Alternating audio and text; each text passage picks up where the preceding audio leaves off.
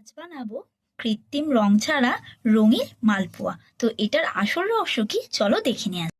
আমি একটা বাটিতে নিয়ে নিয়েছি হচ্ছে দুধ, গাজরের রস, বিটের রস, সুজি, ময়দা। প্রথমেই আমি দুধের মধ্যে দিয়ে দিচ্ছি হচ্ছে ময়দা, এবার দিয়ে দিচ্ছি হচ্ছে সুজি। রেডি হয়ে গেছে আমাদের মালপোয়ার ব্যাটার। এবার আমরা এটাকে দুটো ভাগে ভাগ করে নিই। দেখতেই পাচ্ছ তোমরা, দুটো ভাগে ব্যাটারটাকে আলাদা করে নিয়ে এর মধ্যে আমি দিয়ে দিচ্ছি হচ্ছে বিটের রস।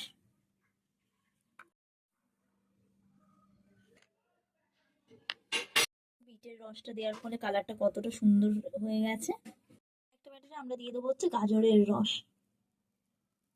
গাজরের রস দিয়ে করেছি হচ্ছে কমলা কালার। তো এবার এই দুটোকে আমরা রেস্টে রেখে দেবো 10 থেকে 15 মিনিটের জন্য। রেস্ট দেওয়া হয়ে গেছে, এবার আমরা মালপোয়াটাকে ভাজবো। তো আমি কড়াইয়ের মধ্যে দিয়ে দিয়েছি হচ্ছে রিফাইন্ড অয়েল। তেলটা মনে হয় গরম হয়ে গেছে, একবার চেক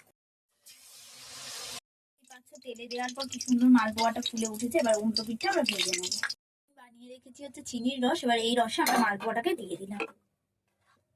মালপোয়াটাকে এবার আমরা রসে ফেলে দিলাম। তো অনেক এবার কমলা মালপোয়াটা আমরা ভাজবো। তো কমলা মালপোয়াটা দেখো অনেকটা ছোট হয়ে গেছে এবং কমলা কালার না এসে এসেছে হচ্ছে হলুদ।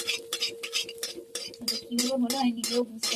ফাইনালি আমাদের গাজরের মালপোয়া ফুলে উঠেছে। এবার আমি পিঠটা উল্টে দিচ্ছি, কেন আমি এখানে কম তেল ইউজ করছি। তো এই হলুদ মালপোয়াটা আমরা রসে ছেড়ে দেবো, সরি কমলা। রেডি হয়ে গেছে আমাদের লাল কমলা মালপোয়া। তো ভিডিওটা কেমন লাগলো অবশ্যই কমেন্টে জানাবে। ইউটিউব থেকে দেখে থাকলে সাবস্ক্রাইব, আর ইনস্টাগ্রাম থেকে দেখে থাকলে ফলো। দেখা হবে নেক্সট ভিডিওতে। টাটা। আর এটা কিন্তু অবশ্যই ট্রাই করো।